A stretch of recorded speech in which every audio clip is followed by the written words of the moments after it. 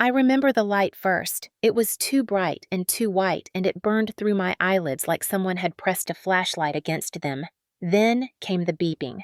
Slow and steady at first, then faster when I tried to breathe and realized my throat felt tight and raw. My chest lifted with a trembling ache. Oxygen prongs tickled the inside of my nose. It took everything I had to open my eyes. When I did, the world swam in a blur. Ceiling tiles, fluorescent lights, soft footsteps, sterile air, and the distinct, faint hum of hospital machinery. For a moment, I did not know where I was. I did not know when it happened. Then the pain in my neck pulsed again, and the taste of copper and panic settled on my tongue. My lips parted, and a cracked whisper escaped. Water. The word never made it out. A nurse leaned over me.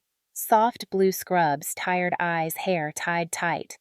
"Ma'am, you are safe. You are at Womack Army Medical Center. Can you hear me?" I blinked instead of answering. She nodded like she understood everything I could not say. Her hand rested gently on my wrist. "You are okay. You are safe. Who did this to you?" Silence. I felt my jaw tremble. My teeth chattered though the room was warm. A shadow shifted near the door. I turned slowly toward the sound and felt the stiff tug of tape on my cheek. Two Army CID officers stood in the doorway, body cameras blinking with tiny red lights. Uniforms, crisp expressions controlled. One brought a notebook to his chest. "Staff Sergeant Marshall, we need to ask a few questions when you feel ready." Ready. That word felt almost sarcastic. Nothing about this moment felt like readiness. My head drifted to the side, and I saw the faint outline of dried blood on my sleeve. The sleeve of the dress I wore last night. Navy blue. Elegant. A dress chosen for a celebration. A dress now wrinkled and stained and wrapped around a body that felt foreign. The nurse adjusted the oxygen tube. "You were brought in after collapsing outside a banquet hall in Raleigh. The EMTs said you were unresponsive for several minutes." My chest tightened again. I tried to swallow and felt a dull ache deep in my throat. The EMT's voice echoed in my mind, distant like he had spoken hours ago or years ago. "She was found outside the entrance. Suspected assault." That word rippled through my memory like a stone in still water. Assault. I closed my eyes and something sharp, something electric cut through the haze. Laughter. Not soft laughter. Harsh. Taunting. Familiar. My brother's voice. "You owe me. They saved you all these years. Now it is your turn." I tried to breathe through the rise of nausea. My stomach pulled tight. The nurse leaned in again. "Who hurt you, ma'am?"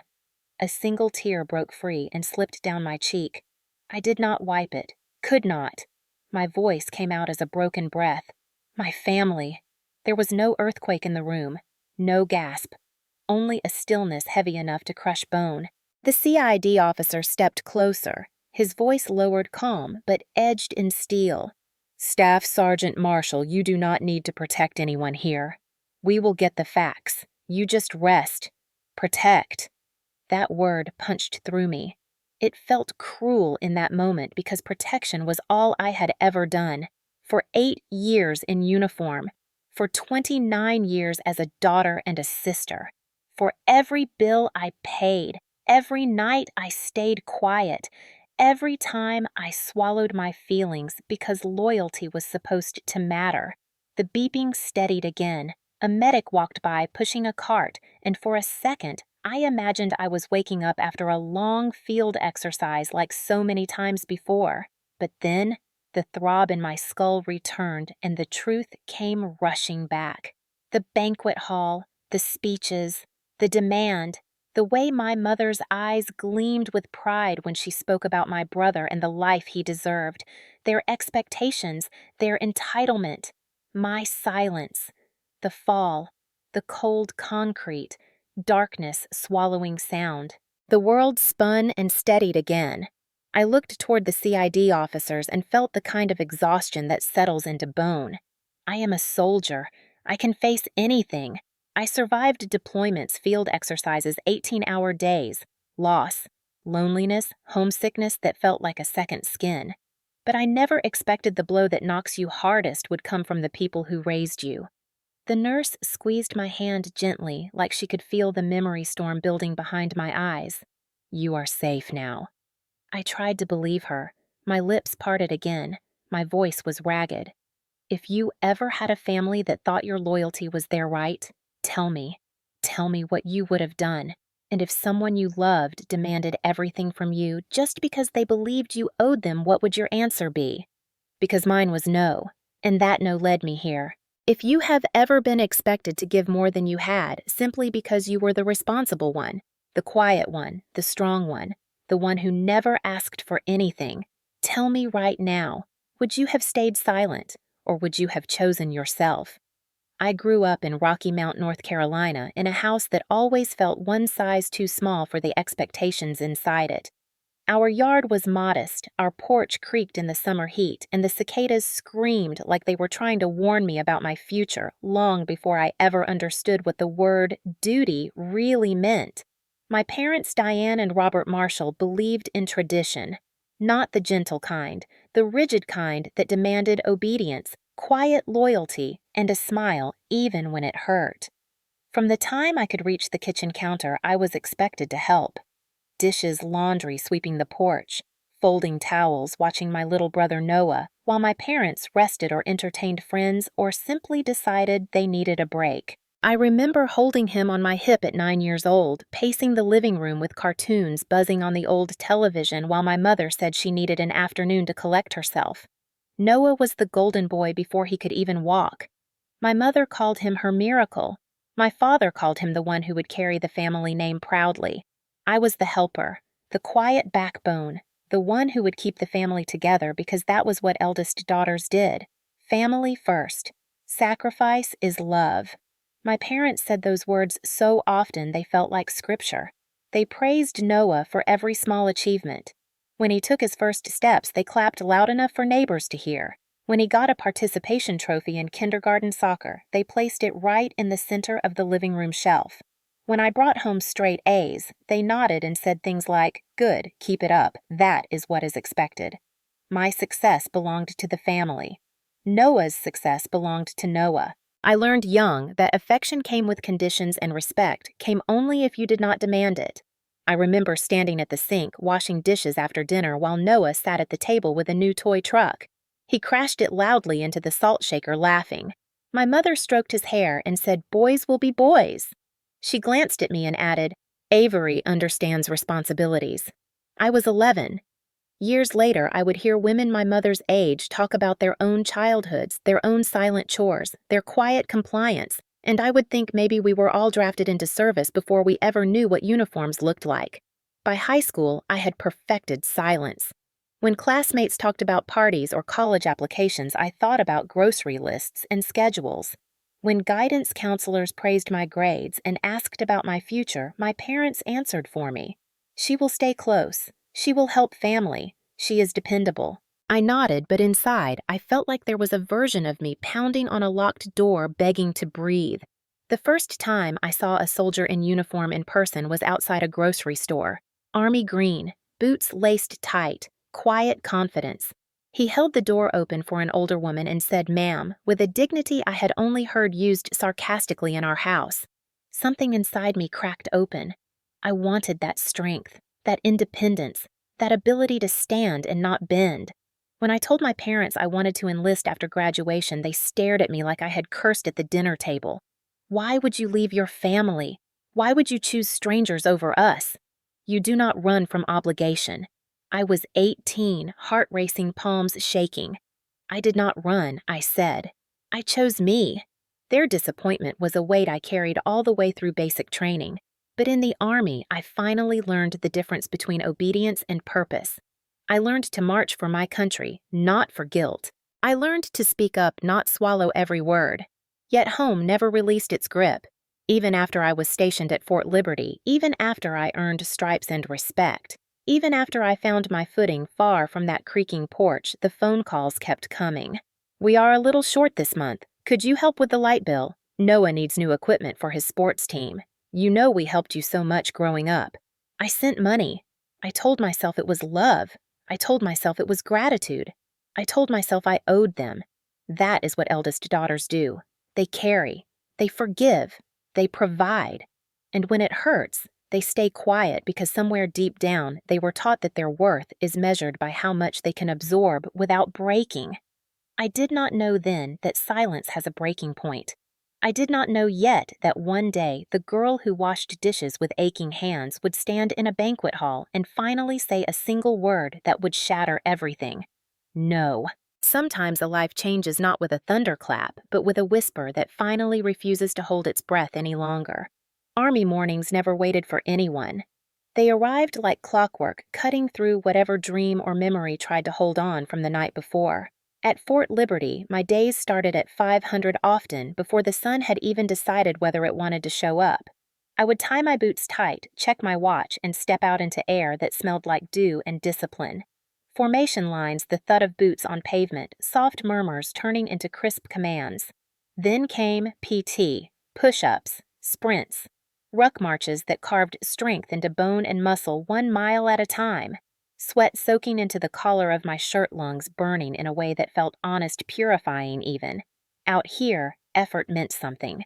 No one clapped for me because they expected me to perform. They clapped because I earned it.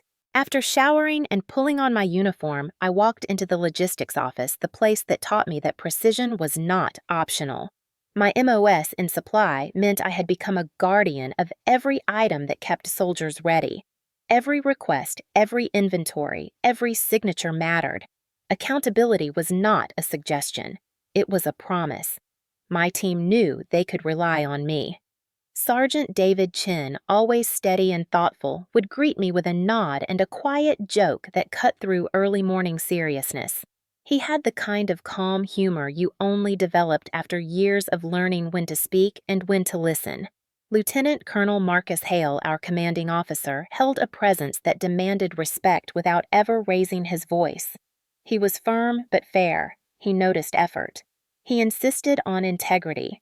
When he addressed me as Staff Sergeant Marshal, there was no hint of doubt in his tone. For years, that title had been the one place I felt seen for what I did and not merely what I could provide. Still, even surrounded by structure and purpose, there were stretches of silence that felt like walking across an empty parade field at dusk. My fellow soldiers had families who cheered them on, who visited during 4-day weekends, who sent care packages with inside jokes and homemade cookies. I had phone calls that started gentle and turned transactional. I would be sitting in the barracks after a long day, boots off, muscles sore in the good way, when my phone would buzz. My mother's voice would drift through soft at first. She would ask how I was. I would tell her about work, about training schedules, about life on post. She would sigh and say, "It must be nice not having to worry about bills." Then the real conversation would begin. "We are a little behind this month.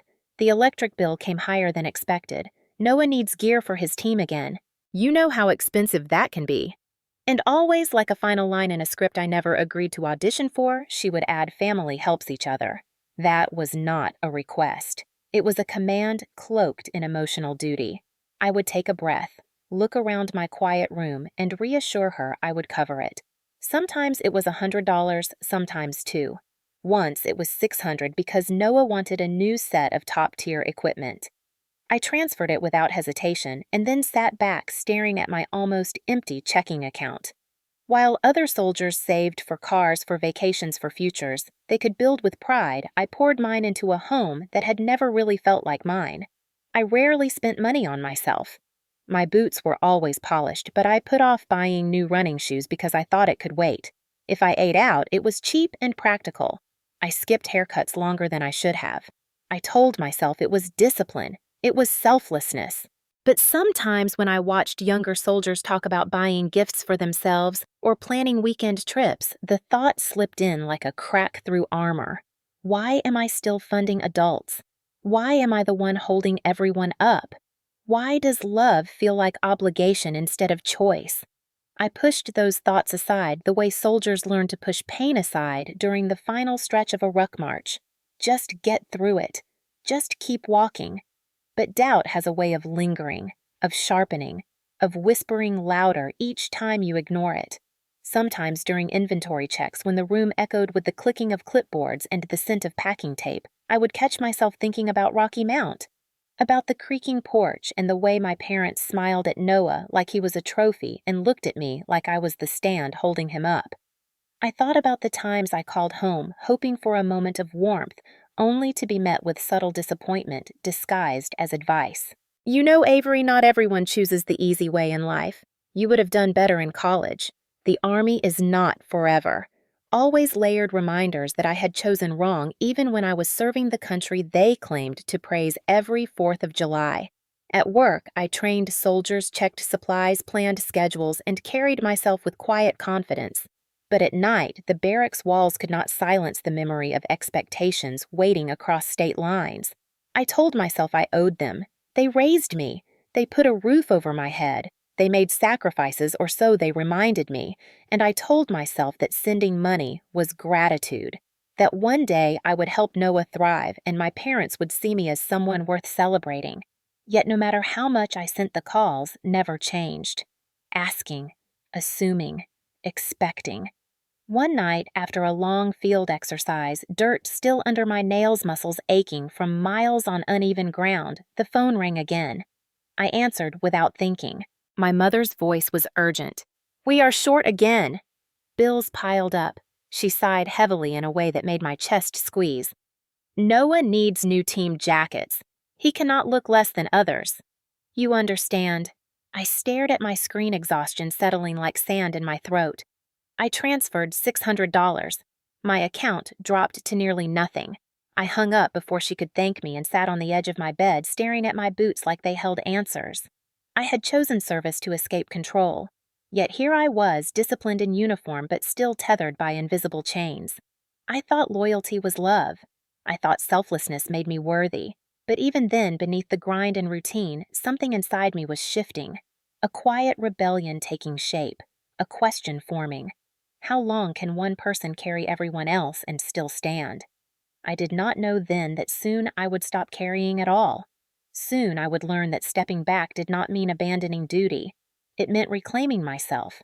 And it would begin with one word that no one expected from the daughter they had trained to always say yes. June 2024 arrived thick with southern heat, the kind that makes the air feel heavy even before noon. I put in for a 4-day leave, and when orders were approved, I folded my uniforms carefully into my duffel, making space for the civilian dress I picked months ago, specifically for Noah's birthday. I had imagined looking put together, respectful, proud even. My brother was turning 18, stepping into adulthood. I thought maybe, just maybe, there would be a moment of connection. A laugh, a toast, a chance to be siblings instead of roles carved into us by expectation. Raleigh sat 2 hours from Fort Liberty, and the drive wound past pines that swayed like they had seen every kind of Southern family story play out across generations. I drove with the window cracked, letting warm wind brush my face. Part of me wished the road stretched farther, that arrival stayed just out of reach. But duty is duty, and in my life, family had always been the first battlefield I learned to navigate. The banquet hall shimmered when I arrived. Glass chandeliers catching the evening light like a promise of elegance. Luxury decorations sprawled across the room. White linens, tall centerpieces, engraved place cards. And right in the center of a polished table near the entrance sat glossy BMW brochures fanned neatly, like invitations to a future already decided. I paused, staring at them. My heartbeat quickened just a little. The image on the cover showed a sleek car curving around mountain roads. Freedom, power, independence. But I was not the one they expected to be behind that wheel. I stepped inside, posture straight dress, simple and understated. My mother's eyes flickered toward me as if performing a scan. She took in my presence like she was measuring how it would reflect on her. Her smile felt rehearsed thin enough to see through if you looked closely. "Avery made it," she said, kissing my cheek with a softness so light it barely existed. My father shook my hand, firm grip. Nod sharp. "Glad to see the Army could spare you," he said, like my leave was an inconvenience to the nation instead of a scheduled right. Noah strutted over wearing a crisp white shirt and designer belt, chin lifted like he already owned the world he was about to inherit. "Sis," he drawled, giving me a half hug that felt more like a pose for the room than affection. "About time you showed up," I heard whispers behind me. Quiet at first, then slicing. Finally, she is gonna pay him back. Took her long enough. An older aunt leaned in to someone beside her and murmured, "It is only fair. She had free housing and army benefits. She owed them." My spine held its line. I have stood through ruck marches in rain that seeped into my bones. I have braced through discipline that demanded silence before sunrise. I could stand through this. My mother guided me to a table near the front, but not at the center. That seat belonged to Noah. She rested a hand on my shoulder briefly as if anchoring me into the place she believed I belonged. People approached offering smiles, sugar-coated with judgment. One woman, manicured and polished, tilted her head in pity. Military right. So admirable. If only you had gone to college instead, you could have done even better. I held her gaze and responded evenly. Serving my country is doing better. She blinked like she had not expected pushback. It is sweet you help your family, though, she added. Not everyone gives back. I knew what she meant. Not everyone pays. My father joined a group of men in pressed suits near the BMW door. BMW brochures. Their voices carried. The Army gives her steady pay and free housing. She can help her brother start strong. That is what real family does. The words hit like familiar gravel under worn boots. Expectation disguised as virtue. I took a quiet breath. Somewhere deeper inside, a shift again. Subtle, but certain. My mother turned toward me as another guest approached. She spoke loudly enough for me to hear, but softly enough to pretend she was not performing. We are blessed Noah chose college. He will not be stuck in base housing his whole life. A small ripple of laughter followed. Polite, nervous, complicit. I kept my face calm. For years, I had learned to wear composure like armor. Quiet strength forged in a military world far more honest than this one. A young cousin tugged on my sleeve. Did you bring your uniform? I wanted to see the shiny things on your chest. I smiled despite myself. Not tonight. Tonight is about Noah. He grinned and ran off, leaving innocence trailing behind him like a ribbon I wished adults still carried. The program began. Toasts, photos, speeches praising Noah's bright future. I clapped when appropriate. I nodded when eyes turned toward me. I swallowed each slight like a soldier counting rations. The air inside felt tight like every chandelier light was spotlighting duty instead of joy. At one point, a woman leaned closer and whispered gently, but with sharpness tucked in, "Your brother deserves a better life than living on a military base. You understand. You chose your path." I met her eyes. I chose service, I answered. Freedom. Responsibility. Independence. Her smile faltered like she had accidentally touched something hot. Dessert plates clinked. A champagne cork popped. Noah basked in attention, flashing smiles like celebrity lights were already shaping his future. And I sat there, hands folded neatly back straight, breathing slow and controlled the same way I did before stepping into a mission briefing. The storm had not broken yet, but I felt the air before lightning strikes. Heavy tension. A quiet hum beneath polished surfaces. The night pretended celebration, but something inside me already knew. This was not a party. It was a setup dressed in flowers and glass. And soon they would make their move. I did not know how far they would go. I only knew I would no longer bend without question.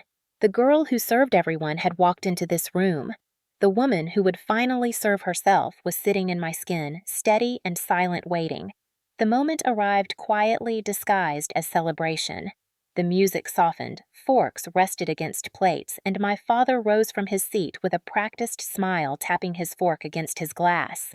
The chime echoed through the banquet hall, slicing through laughter and chatter until the room settled into expectant silence. Noah leaned back in his chair, confident and glowing in attention the way someone sits when the world has always been positioned to serve them. My father lifted his glass toward the crowd, voice warm and booming with pride. Tonight we honor our son, a young man stepping into a bright future. A future filled with success, opportunity, and yes, new responsibilities. He let the applause wash over him before continuing. And like any promising young man, he deserves to start life right. Our boy deserves a BMW. It was as if the word itself held holy weight the way he pronounced it. He gestured toward the glossy brochures positioned like trophies near the stage. A promising start for a promising life. He paused. And thanks to Avery here, our family is blessed with the ability to support him. Every pair of eyes shifted toward me. I felt the air change tighten press in around me like walls moving closer. My father's smile sharpened, and with a slow, deliberate cadence, he added, Avery has savings. Avery has access to her benefits and trust account. And today she steps up. A ripple of nods passed through the room like they all understood this was the natural order. Avery provides. Avery gives. Avery exists to hold everyone else up. My body stilled. Breath held. My heart beat once slow and heavy, then again faster. My mother leaned in with a sugary smile that never reached her eyes, whispering just loud enough for nearby guests to hear. Do not embarrass us. Noah leaned forward with a smirk, elbows on the table, as though this was a game he had already won. Come on, sis, do not make this weird. You know it is what family does. Family! That word always came loaded like ammunition fired at close range. The room seemed to lean toward me, waiting, expecting, assuming obedience like a reflex I would never outgrow. And for a second habit almost took the wheel. The old script rose in my throat. Smile, nod, comply. Swallow the discomfort whole so everyone else could remain comfortable. But something had shifted long before this night deep inside, where pride and pain settle into something sharper. My back straightened. My hands found stillness in my lap. My voice, when it came, did not shake. No. The word slid into the air like steel leaving a sheath. Quiet, controlled, final. No raised tone, no apology. Just truth, clean and precise. The sound traveled small but seismic. The hall froze. Forks stilled mid-air. A glass someone was lifting paused and then wobbled, clinking back onto the table. A woman near the bar gasped. Did she just say no? Another voice whispered disbelief like gossip burning through the air. She said no. My father blinked hard, confusion crashing into irritation. Avery! He started, tone strained, as though maybe he had misheard me. My mother straightened shoulders, tightening jaw clenching beneath polite lipstick. Avery, do not do this. Not here. Noah scoffed, loud, derisive, leaning back like the world had betrayed him. Are you serious right now? You are being dramatic. We all know you saved plenty. This is nothing for you. He laughed, a short, bitter laugh. Stop pretending you are above family. Silence pooled thick and hot across the room. I kept my gaze forward, voice level, breath steady. I said no. My father's face reddened, veins pulsing near his temple. He cleared his throat, forced a tight smile toward the crowd. Apologies, everyone. She is tired. Military life, you know. Discipline sometimes hardens a person. He expected laughter, approval, justification. His eyes scanned the tables like he owned the narrative. But instead of support, confusion hung heavy. Doubt flickered. Judgment cracked. People who expected a quiet show of compliance instead witnessed something unexpected. Someone stepping out of a lifetime role. Someone choosing themselves. My mother leaned closer again, whispering sharply, You are ruining this. You are making us look ungrateful. We raised you. We deserve this. And there it was. The truth dressed as entitlement, wrapped in parental pride. I looked at her. Really looked. And for the first time, I did not see authority or righteousness. I saw need, greed, fragile ego disguised as tradition. I saw the pedestal they built for Noah and the foundation of sacrifice they demanded beneath it. My father's voice boomed again, cracking. Avery, be reasonable. Do not forget where you came from. I held his stare quiet and steady. I have never forgotten. That is why I am saying no. Something in his face flickered. Shock, then heat, then humiliation. Noah scoffed again, arms thrown dramatically upward. So, you are just selfish now. The room murmured. Tables whispered. A cousin stared, wide-eyed, as if witnessing a taboo so bold it might break the walls. An older woman near the dessert table whispered, Maybe she is tired of paying. A man beside her muttered, She served 8 years. Maybe they should support her for once. They said it softly, but in a quiet room, truth does not need volume to land like a hammer. My father opened his mouth to speak again when the banquet manager discreetly approached, trying to soften tension by announcing dessert soon. But the night had already changed shape. A fracture in the family script, a daughter who refused to play the role written for her. My heartbeat slowed again. Not weak, but steady. Grounded. Awake. Saying no did not feel cruel. It felt like oxygen filling lungs that had been half empty for years. Later, I would realize moments like this do not need shouting to be powerful. Sometimes the quietest words shake the loudest rooms. Have you ever said no for the first time and everything exploded? Comment if you remember the moment your voice surprised even you. The room did not breathe after my refusal. It held its breath like the walls themselves were stunned. Then sound returned all at once, not soft or uncertain, but sharp-heated, exploding like a match dragged across dry ground. Noah pushed back his chair so hard it scraped across the marble like a scream, his voice rising fast and ugly. "Are you kidding me? After everything they did for you." My father's jaw locked, his face flushing red, a storm brewing behind his eyes. My mother's hand gripped the edge of the table knuckles, whitening. This was not disappointment anymore. This was fury, the kind that builds over years like pressure under locked doors. Noah stepped forward, pointing at me like I was a stain he needed to scrub out of sight. "You think you're better than us because you run around in camo? You think you're some kind of hero?" His voice cracked louder, angrier. "You owe us." My father moved quicker than I expected, grabbing my arm with fingers so tight they felt like clamps sinking through skin. His voice came out low, shaking with rage. "You will not humiliate this family. Do you hear me? You will not do this to us." My mother's voice cut through his like a slap in the air.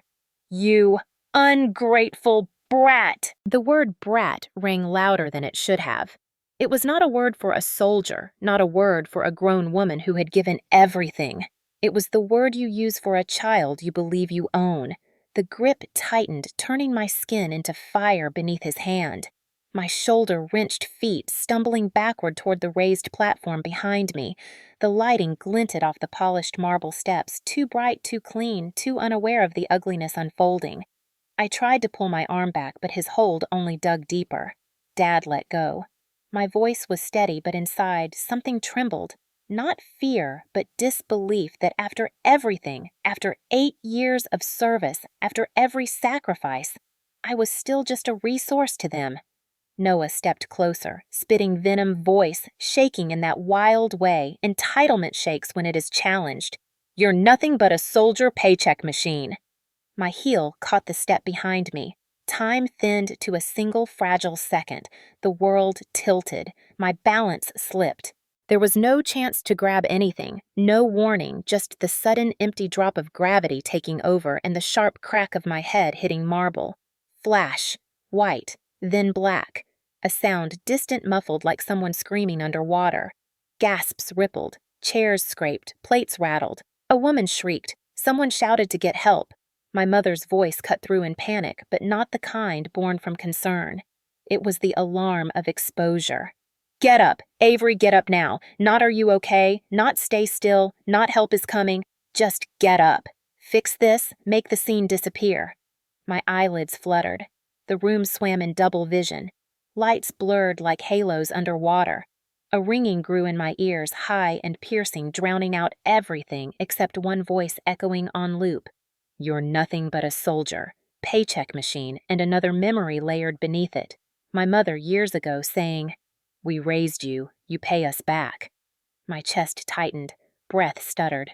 The floor felt cold and distant, the world moving above me like it did not belong to me. Someone, a staff member, not my family, knelt beside me, their voice firm and scared. "Stay still, ma'am, don't move, call 911. Another voice argued in sharp panic, my father's this time.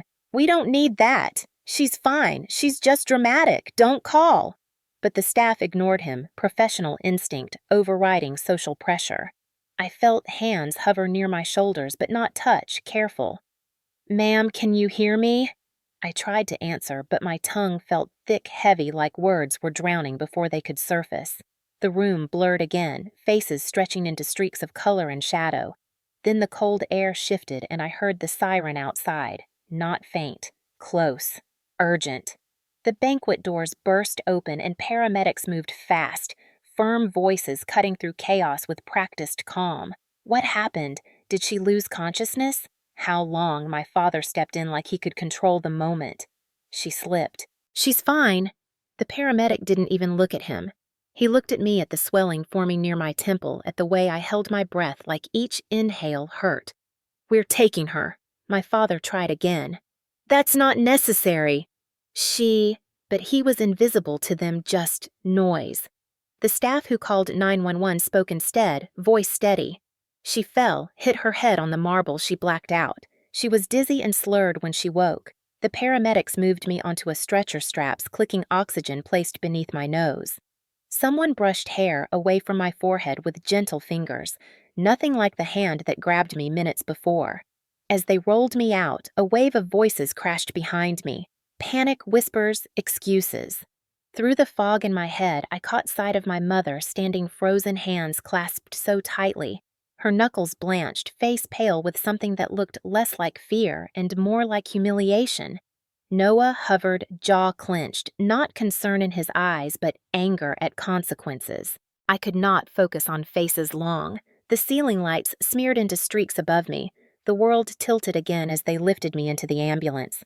Doors shut, sirens wailed. The city blurred past the windows as we moved.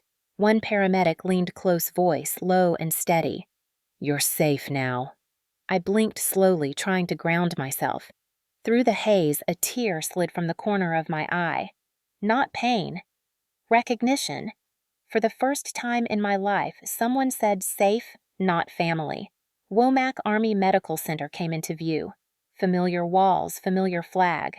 A place where strength was respected, not drained. As they wheeled me in, nurses gathered fast, assessing, checking pupils, pulse breathing.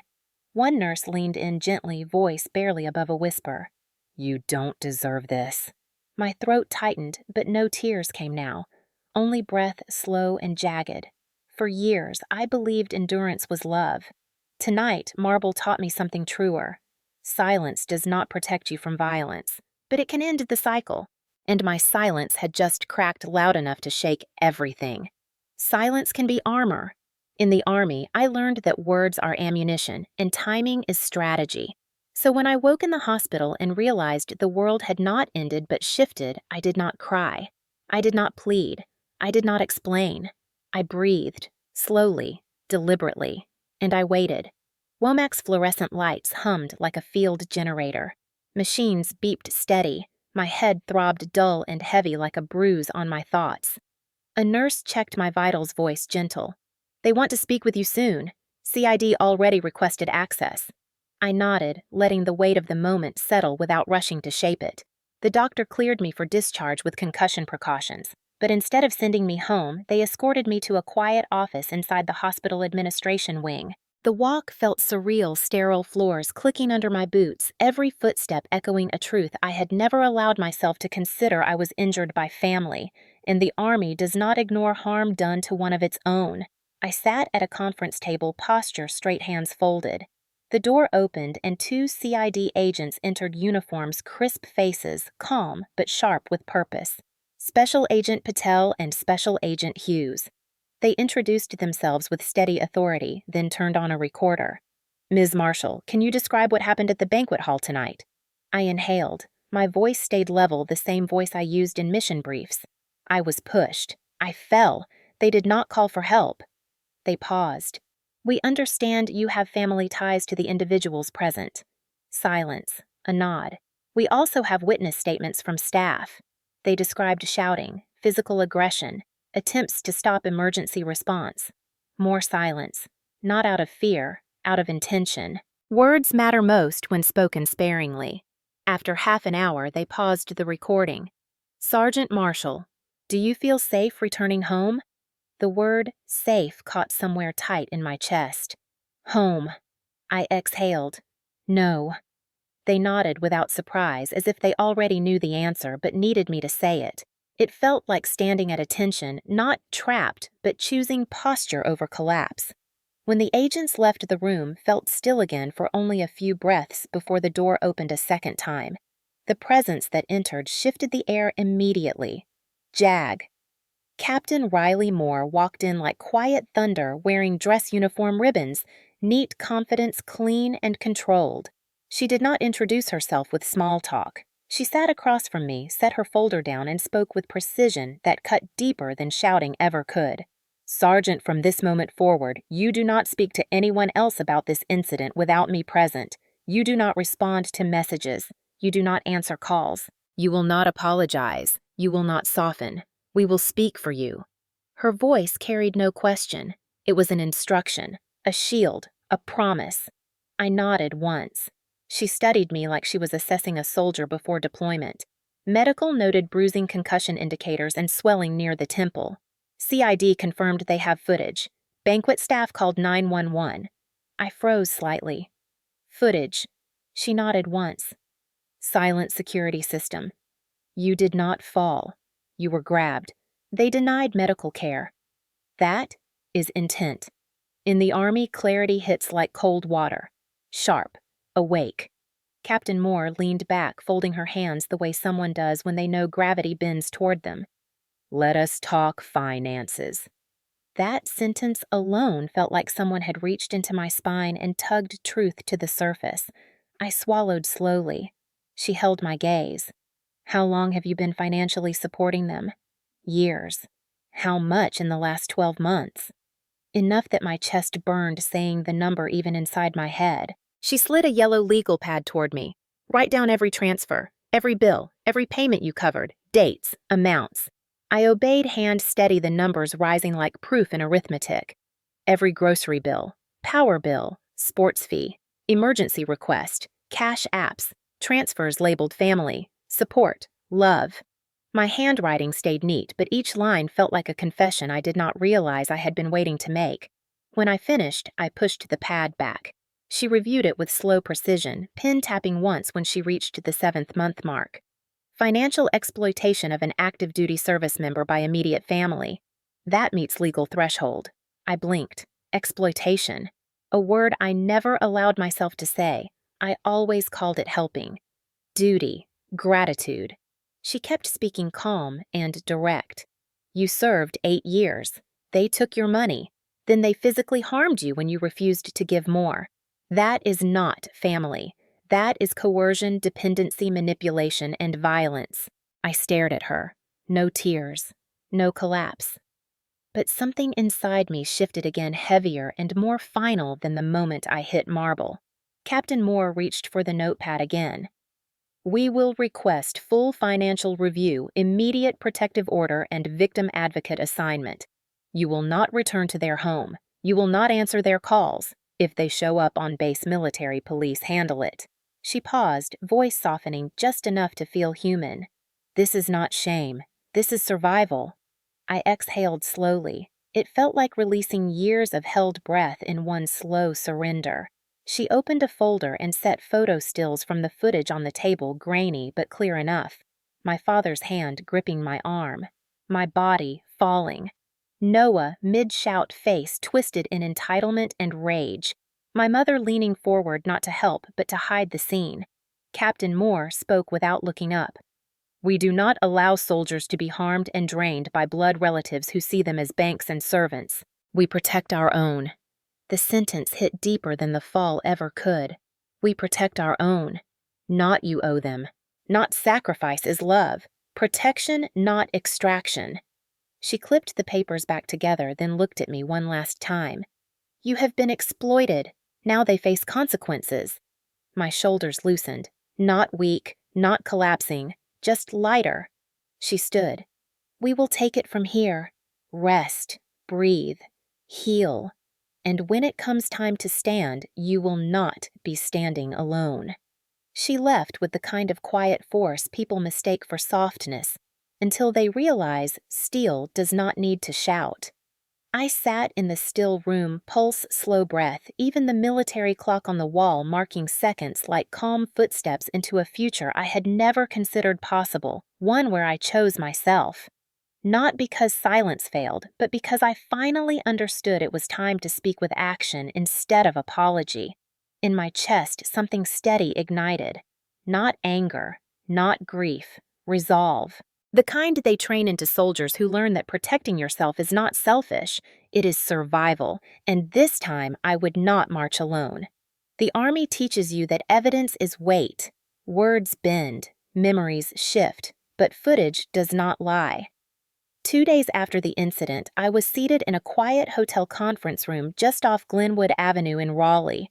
Neutral carpet, neutral walls, a long, polished table, thick curtains drawn to block sunlight and distractions. This was no family talk, no intervention, no let us be civil for appearance's sake. This room had the tension of a courtroom wearing civilian clothes. JAG. Captain Riley Moore sat to my left, posture straight, expression calm, but razor sharp. 2 CID agents flanked her files neatly organized in front of them. Across the table sat the banquet hall manager, hands folded, face drawn tight with concern, as if she still could not believe what she had witnessed. My parents sat on the opposite side. My father's jaw was clenched so hard the muscle twitched. My mother's hands were folded in her lap, like she was holding herself together by sheer will. Noah sat beside them, bouncing his knee jaw, flexing eyes darting with restless anger. They had been summoned, not asked. We all knew something irreversible was about to happen. Captain Moore clicked a remote and a projector screen lowered silently. She spoke in her measured tone. We will now review audio and visual evidence collected from the banquet facility security system, as well as cell phone footage submitted by witnesses. The room temperature seemed to drop 10 degrees. My father exhaled sharply. This is unnecessary. We can resolve this as a family. Captain Moore's eyes never shifted. This is already being resolved. He opened his mouth as if to argue again, but the screen flickered and the footage began. There I was on the screen, standing at the table, my posture straight, hands still, calm. Noah leaning toward me, eyes sharp with entitlement. The fall had not happened yet. The room in the footage glowed with celebration and polished expectation. The moment before, a storm never looks like danger. It looks like normal. Then audio filled the room. My father's voice. Our son deserves a BMW. Avery has savings. She steps up today. I saw my mother's smile in the video's sugar-sweet eyes glinting with silent command. Then my voice calm. No. The way the word echoed in that hall still made my stomach tighten. Gasps from guests, whispers, shock spreading like ink in water. Back in the conference room, no one breathed. Then the video continued. Noah's voice rising, angry, sharp. You owe us. You think you're better than us? Then, the moment. My father's hand shooting out, grabbing my arm. The angle caught it clearly. No room for interpretation. No slip. No stumble. Just force. My mother's voice next venom sharp. You ungrateful brat. Then the fall. My body tipping backward marble, catching me like cold stone teeth. The audio hushed, then someone screamed. The banquet staff rushing. My father stepping forward not to help, but to hide the scene. My mother hissing, Get up! Avery, get up! The footage paused there, frozen mid-chaos. My parents stared at the screen like they were watching strangers. Noah's mouth hung open, shock flickering across his face before anger surged back in like a reflex. That footage is out of context, he snapped. The CID agent pressed pause again, rewinding to a moment just before the shove. Cell footage now. Someone had recorded the confrontation from across the room. The angle was shaky, but close enough to catch micro-expressions. The sound in the video was unmistakable. My mother's voice. She owes us. The Army pays her because of us. My mother's breath hitched so sharply in real life that she coughed. Color drained from her face, leaving only something tight and pale behind a mask cracking under humiliation. Gasps seemed to echo again, even though this time it was only 4 witnesses and the press of undeniable truth. The banquet manager closed her eyes briefly as though reliving being there, helpless to stop it then, but grateful to see the truth in light now. Noah slammed his hand on the table. "This is fake. Someone edited this. This is some military witch hunt." Captain Moore did not even blink. "This footage is time-stamped and synced with facility hardware logs and witness reports. It is admissible. It is authentic. It tells a consistent narrative across multiple angles." My father leaned forward, jaw trembling with rage rather than shame. "She provoked us. She embarrassed us. You do not understand family obligation." Captain Moore calmly pushed a form across the table toward him. "What I understand is assault witness interference, attempted medical obstruction, and documented financial coercion of an active duty soldier." My father's eyes widened slightly. He had expected family guilt. He received criminal language instead. My mother let out a whisper so faint it almost dissolved in air. We raised her."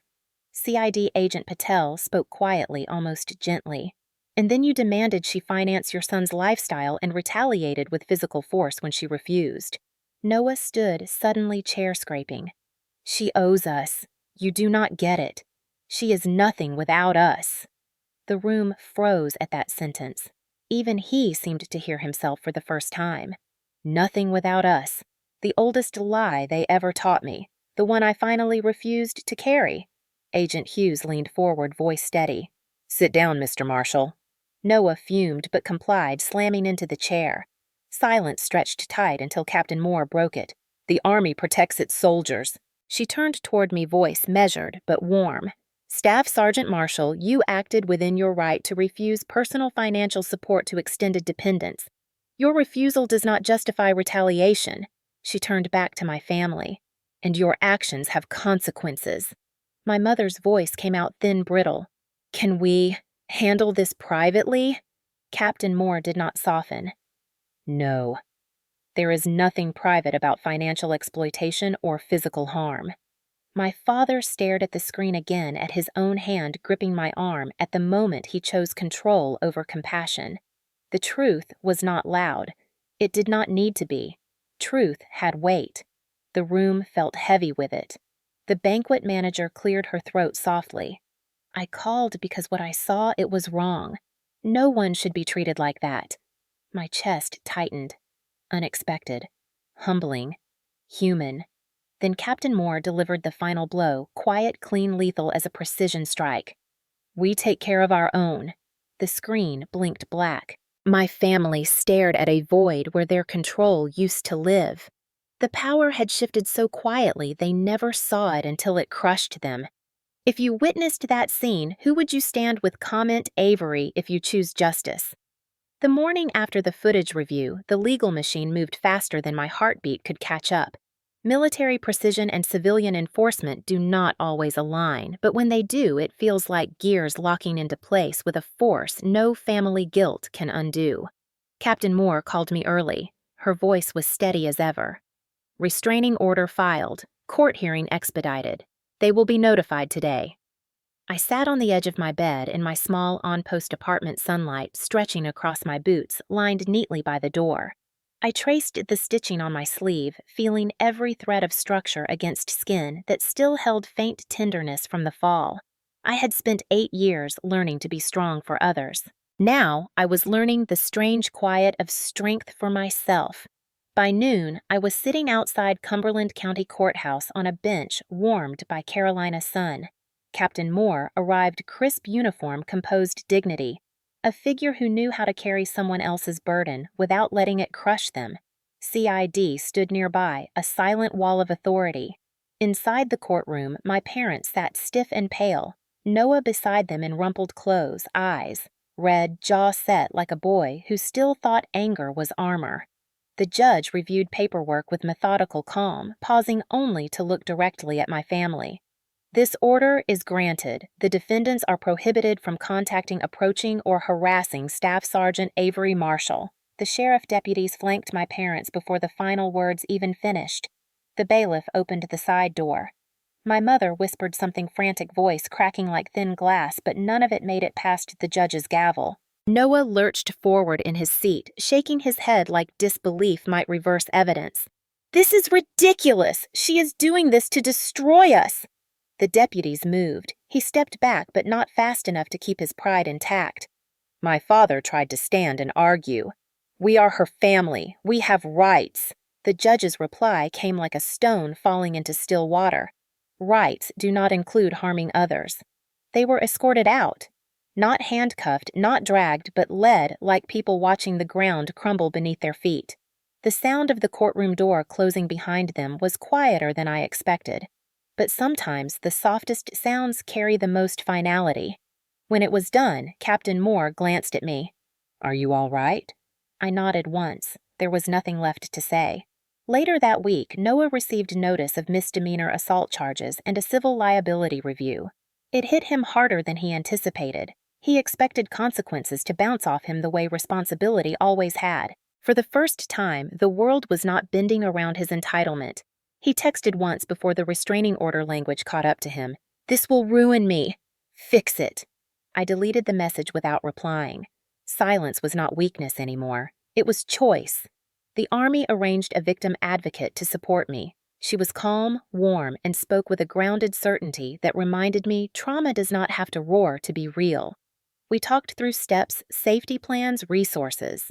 She handed me brochures and looked me in the eyes. "You served this country. Now it is serving you." I blinked once, holding steady, feeling the weight of that sentence like a medal placed across silent shoulders.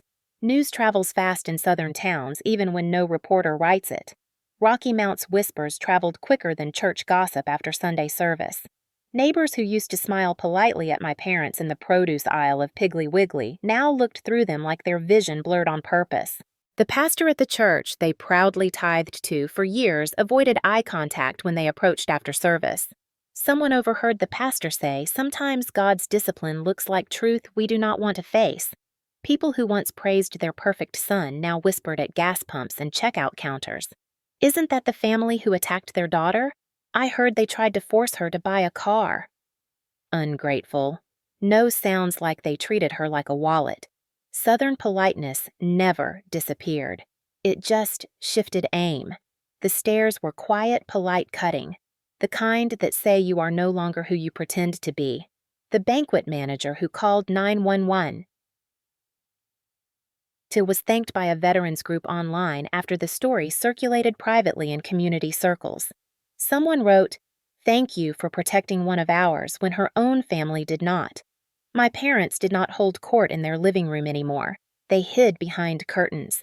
They avoided events. That house with the creaking porch, once a shrine to appearances, now held silence thicker than humidity in July. Meanwhile, my phone buzzed off in news outlets, advocacy groups, military bloggers asking for statements or interviews. I declined all politely. This was not about spectacle. This was about reclaiming breath. Peace does not always demand noise. It sometimes demands refusal. I returned to work quietly. The first morning I stepped onto the parade field again, the air smelled of cut grass and morning discipline. Soldiers ran drills. Boots hit pavement. Calls echoed in rhythm. Life order purpose. Sergeant Chin approached eyes soft with a respect that held no pity. "Good to see you back." "You good?" I nodded, still standing. He nodded back like he understood the depth under those two words. He did. "Some wounds do not show under uniform fabric, but carry more weight than any ruck." Look, Cole Hale pulled me aside later. "We look out for professionals who look out for others. You acted with dignity. The Army sees that. It was not praise. It was recognition. The kind I never chased, but always earned. My parents' world shrank. My world steadied, and somewhere in the middle of that shift, I learned the difference between abandonment and release. One is punishment. The other is freedom. I did not seek revenge. I chose truth, and truth dismantled everything they built on borrowed obedience. They once taught me silence as duty. Now I practiced silence as boundary, and the world around us rearranged itself accordingly. I slept without guilt. I walked without apology. The same town that once saw me as dutiful daughter now whispered a different story. Soldier who stood her ground. Woman who refused to be erased. When everything fell apart, I chose dignity. If you were in that courtroom, who would you stand with? Comment Avery if you stand for justice. September 2024 arrived softer than I expected. Late summer sun curvied over Fort Liberty like a warm hand, the kind that reassures without asking for anything in return. The mornings carried a faint bite of fall, the air a little thinner, the light a little more golden. It had been 2 months since the courthouse, since the world shifted on its axis, and I stepped out of a role carved for me before I even knew I had a voice. 2 months of learning how silence feels when it protects instead of suffocates. I had settled into a new rhythm. PT at 0500, work that sharpened my mind. Evenings where I actually tasted my food instead of swallowing stress like a second meal. Weekends spent running trails behind the barracks, breathing in pine and soil and freedom, not obligation. Peace, I learned, is quiet but not empty. It has warmth, breath, space. But peace is also fragile in a world where people who once controlled you believe you belong to them forever. It happened on a Thursday, mid-afternoon. The chow hall was serving chicken and rice, not great, but not terrible either, and I had just finished a briefing when my phone buzzed with a notification from the Fort Liberty Gate visitor system. Unknown individuals requesting access. Denied for security reasons. Then a second alert, and a third. I frowned, tapping into the system to see the recorded notes. The description hit me like cold wind against sun-warmed skin. 2 civilians. Distressed. Claiming to be immediate family. Denied entry due to active restraining order. My stomach did not drop. It did not twist. It simply stilled like my heartbeat paused to acknowledge the moment before continuing forward stronger than before. I stepped outside into sunlight so bright it felt almost cleansing. The gate was a short drive away. MPs would handle it, but soldiers learned quickly that control is not always physical. Sometimes it is standing present in your own life, not avoiding what once broke you. I drove in silence, fingers steady on the wheel, breath even. When I reached the visitor control point, 2 MPs stood near the barrier, their posture, straight hands resting near holsters, calm professionalism radiating off them like heat off summer asphalt. Beyond them, there they were. My parents. My mother clung to the chain-link fence like it was the only thing keeping her upright. My father stood beside her, but even from a distance I saw the sag in his shoulders. They looked smaller than I remembered, not because they had shrunk, but because I no longer carried the weight of making them appear larger. My mother's face was blotched red eyes, swollen mascara smudged. My father's lips pressed into a thin line, breathing uneven like he had run but gotten nowhere. When they saw my car, something desperate flashed across their faces. A flicker of hope that my arrival meant surrender. Old programming echoes like that. It takes time to unlearn. I parked and stepped out slowly, uniform, crisp boots shining, every inch of me composed. The MPs straightened just slightly as I approached. "Ma'am?" They did not need to say more. Presence was enough. My mother reached through the fence toward me, her voice breaking before the words even formed. "Avery, please. We need to talk to you." Her hand trembled, nails-chipped fingers curling in a gesture that once would have hooked directly into my guilt. Not anymore. I stood just beyond reach, calm, grounded. My father swallowed hard anger and humiliation wrestling in his throat. "This has gone too far. You proved your point. Enough now." My jaw tightened, but not out of pain, out of clarity. My mother pressed again, voice cracking like dry leaves underfoot. "We lost everything. Everyone is talking. Noah." Her voice shook into a sob. "Noah cannot find work. We are drowning." She inhaled in a sharp, desperate breath. "We need you. You are our daughter. We are family." There it was. The last weapon they knew how to use. The word that bound me for years. Family. A chain disguised as duty. A leash disguised as love. But I had learned something they never expected. Family is not supposed to hurt you to hold you. I let silence hang for a moment, not because I did not know what to say, but because silence has a gravity they had once trained me to fear. Now it was mine. When I finally spoke, my voice was soft, steady, and colder than any winter morning on base. Family does not hurt the one who held them up. My mother flinched like the words ripped something inside her. She pressed her forehead against the fence, sobbing, now helpless in a way I had never seen, because helplessness was always assigned to me, never her. My father's voice dropped to a low, bitter whisper. "We raised you. You owe us." I held his gaze and answered with a truth that had taken nearly 3 decades to form. "I do not owe you my life. I gave enough." He opened his mouth to argue, but I lifted a hand slightly, and even without touching them, the motion stopped him. The MPs stepped closer. One spoke with disciplined respect.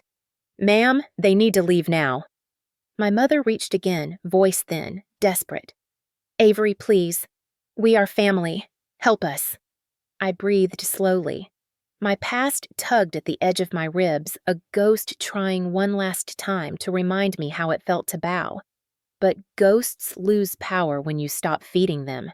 My tone did not lift or soften. It stayed level, like a soldier issuing a final command. "This conversation is over." One MP gestured gently. "Time to go." My mother tried one last whisper through a breath that shook. "We have nothing left." I stared at her with the quiet power of someone who finally understood the difference between saving someone and letting them face the consequences they built. "You still have each other. That is what you always wanted." My father's face twisted. "This is cruel."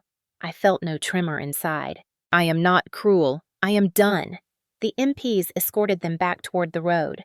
My mother called my name once the sound limp and dissolving into afternoon heat. They walked slowly as if gravity itself rejected them. I did not turn away until they were gone. Their absence felt like something heavy lifting off my shoulders instead of leaving a void. When I returned to my car, my phone lit up, a text from a blocked number. "Noah, please help me. No one will hire me with this record. Fix it. You ruined everything. You are supposed to support family." I read it once. Then I put my phone down, unlocked the settings, and pressed block. No anger, no triumph. Just quiet. Peace grows where guilt used to live when you finally understand it was never love holding you there. It was fear, and I no longer feared losing people who were never willing to lose comfort for me. As I drove back onto base, the gate lifted without resistance. The world inside felt sturdy and earned, like belonging. Like solid ground beneath boots trained to stand, to march, to endure. But now finally also to walk away.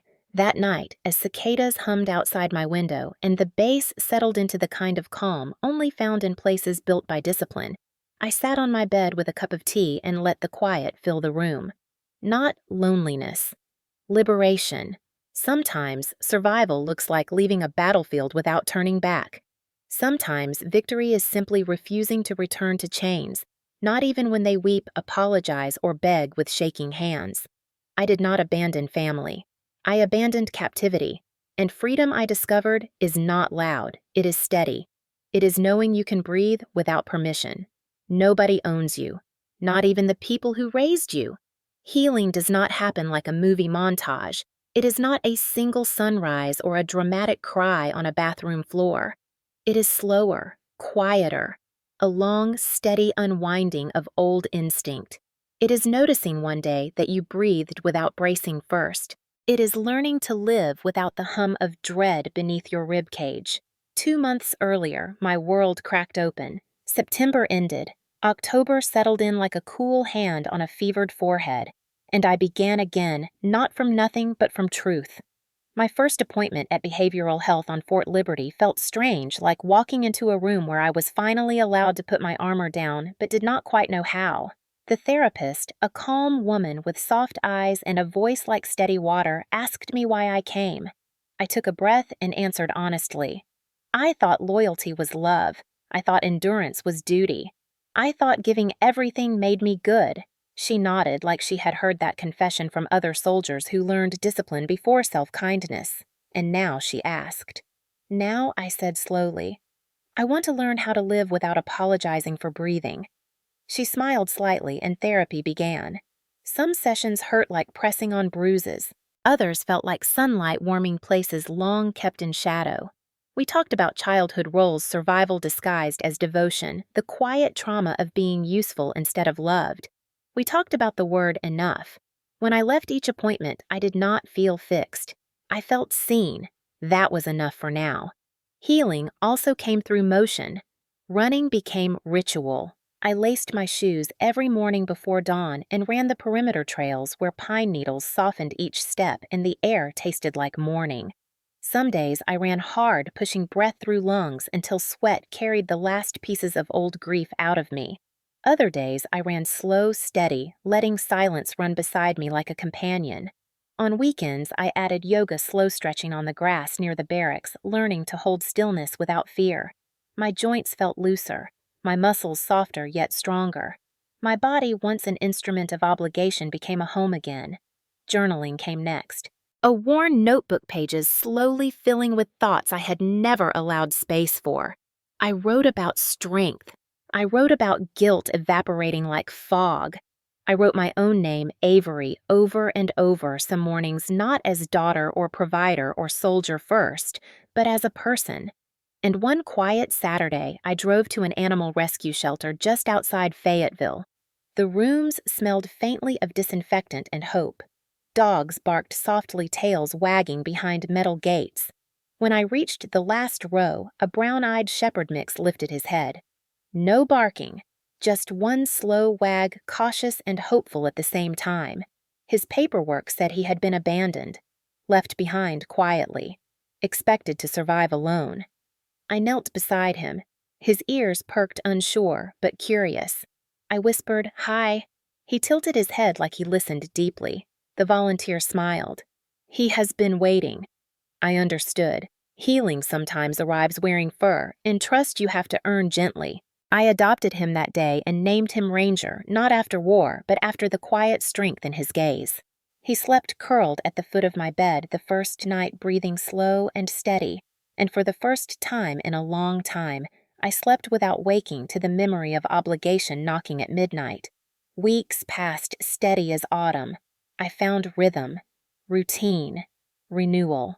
On Saturdays, I volunteered at the USO Center downtown, handing out coffee and snacks to young soldiers and spouses, greeting everyone with warmth that came from abundance, not depletion. I listened to new recruits talk about their hopes. I saw young mothers juggling toddlers and duty. I tightened duffel straps for anxious privates before deployment ceremonies. I smiled at veterans who sat quietly in corners drinking coffee like it was sacred ritual. Service, it turned out, could be given freely, not extracted. Evenings brought something I had forgotten existed: community by choice. Cookouts with the unit behind the barracks, laughter drifting across picnic tables, burgers, sizzling, football tosses, music humming low. Ranger trotted between soldiers, collecting attention like medals. I sat on a folding chair, plate in hand, boots crossed in relaxed position, watching people who stood beside each other, not because they shared blood, but because they shared purpose. Sergeant Chin found me one evening holding a soda, leaning against the railing. "You seem lighter," he said. I shrugged slightly. "Learning. Healing." He nodded, then looked at me with a half smile that carried weight. "You chose yourself. That's strength." My throat tightened, not painfully, but like finding a note you were once afraid to sing. I looked around at faces lit by string lights, hearing laughter bounce like easy music, and realized something quietly profound. I did not need to be indispensable to be valued. I did not need to be drained to be worthy. I simply needed to exist. A few weeks later, autumn leaves started falling across post like confetti. Nature throws when someone finally steps into their own life. One evening, I stood outside my apartment watching Ranger chase a leaf in circles until he plopped into the grass, exhausted but happy. The sky stretched tangerine and gold, and the flag at the front gate rustled gently, catching the last light. That moment held a stillness so full it pressed against my ribs. I inhaled deeply, feeling air settle warmly into space once occupied by guilt. Peace did not roar. It arrived like breath after a long run. Steady, earned. I thought back to marble floors and whispered commands to get up, to being called nothing but a paycheck machine, to years of sending money thinking it was love when it was survival. And now, here I was alive, upright, not perfect, not healed entirely, but whole enough to believe in tomorrow without dread. My phone buzzed occasionally with unknown numbers trying to reach through blocked barriers. I never answered. Some doors stay closed, not from hate, but from wisdom. I spent Sunday mornings sipping coffee on my small balcony while Ranger rested his head on my knee watching leaves fall and sunlight stretch across the base. I no longer flinched at quiet. I no longer filled every silence with apology. Sometimes I whispered to myself, "You are allowed to rest," and rest arrived like a friend, not a stranger. Healing was not a finish line. It was a path. And for the first time, I wasn't marching because I had to. I was walking because I chose to. I lifted my face to the cool wind and breathed fully, deeply, unafraid. Freedom, I learned, is not leaving a battlefield angry. It is leaving without needing to look back. Ranger nudged my hand, tail wagging. I smiled, scratched behind his ear, and watched the sky shift color like a quiet promise. I did not win through force. I won through release. I claimed myself. And that more than anything felt like coming home. The morning light in my new apartment came in soft, not sharp like hospital lights, or harsh like banquet chandeliers. It filtered through sheer curtains, warming the simple space I now called home. Clean walls, a small wooden dining table. I assembled myself a bookshelf, slowly filling with journals instead of obligations, and a modest balcony overlooking a quiet courtyard where Ranger sometimes sat like a watchful sentinel. My kitchen smelled like fresh coffee every sunrise. I stood barefoot, mug in hand, not rushing, not bracing, simply existing. Peace felt like this steady, unhurried, unperformed. I sat at my little table, opened a folder, and smoothed out the paperwork inside Army Education Benefits application. A path I had postponed for years because someone else's needs always swallowed my future. My hand hovered for a moment over the line requiring my signature.